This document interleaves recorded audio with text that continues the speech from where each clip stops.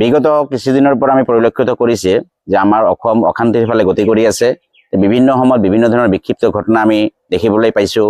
আজি কিছুদিন পূৰ্বে আমাৰ বৰপেটা জিলাৰ বাটগাঁও নয়াপাৰাত এগৰাকী 60 বছৰৰ ঊৰ্ধ্বৰ ব্যক্তিয়ে নাবালিকা ছোৱালী এগৰাকীক যি বেয়া কাম কৰিলে, আৰু আমি জানিব পাৰিছোঁ যে যোৱাকালি কোকৰাঝাৰ চহৰৰ মাজমজিয়াত মানসিকভাৱে ভাৰসাম্যহীন এজনী যুৱতীৰ লগত এজন শ্ৰমিকে দুষ্কাৰ্য কৰিছে।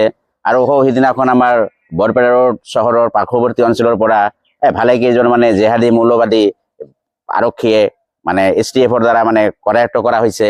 যে আমি ভাবিবলৈ বাধ্য হৈছোঁ যে আজি আমাৰ অসম যি বাংলাদেশৰ পৰিস্থিতিৰ দৰে গতি কৰি আছে নেকি। এইকাৰণে আমি সমূহ হিন্দু ৰাইজক আমি একগোট হ'বলৈ আহ্বান জনাইছোঁ যে আমি সতৰ্ক হ'ব লাগে। কাৰণ বিভিন্ন ধৰণৰ সন্দেহজনক ব্যক্তি আমাৰ ওচৰে পাছৰে বিচৰণ কৰি আছে। আমি সাৱধান হ'ব লাগে। আমি সকলোকে বিশ্বাস কৰিব নালাগে। কোন ধৰণৰ ব্যক্তিৰ দ্বাৰা কি ধৰণৰ পৰিস্থিতিৰ সৃষ্টি হ'ব পাৰে।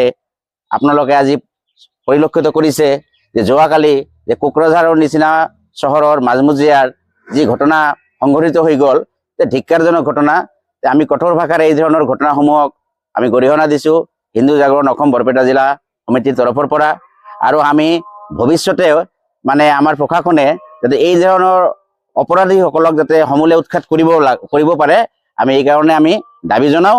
আৰু আমি লগতে সমূহ হিন্দু ৰাইজক আমি একগোট হ'বলৈ আমি আহ্বান জনাইছোঁ।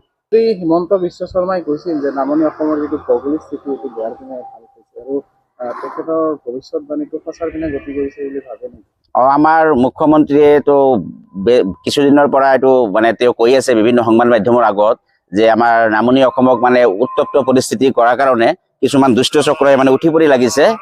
আমি সৰ্বসাধাৰণ ৰাইজেও গুৰুত্ব দিব লাগে। আমি পৰিলক্ষিত কৰি আছোঁ যে বিশেষ এটা শক্তি, মৌলবাদী এটা শক্তি সদায় লাগি আছে যে আমাৰ অস্থিৰ কৰিব লাগে আমাৰ এই অসমক। এইকাৰণে আমি মুখ্যমন্ত্ৰীক আমি ধন্যবাদ জনাইছোঁ যে আমাক তেওঁ অৱগত কৰাৰ কাৰণে এই ধৰণৰ সতৰ্কতামূলক। আৰক্ষীলৈ আমি চোকা দৃষ্টি ৰাখিবলৈ আমি নজৰ ৰাখি যাতে তেওঁলোকে ৰাখে, আৰু যাতে আমাৰ ৰাইজেও আমি সজাগ হ'ব লাগিব। আৰু আৰক্ষীক আমি আহ্বান জনাম যে বিভিন্ন ধৰণৰ অসামাজিক কাৰ্যকলাপ আমি দেখা পাইছোঁ আমাৰ এই বৰপেটা জিলাত। বিভিন্ন ধৰণৰ অসামাজিক যি কাৰ্যকলাপসমূহ আছে, এইবিলাক কাৰ্যকলাপ সমূলে উৎখাত কৰিব।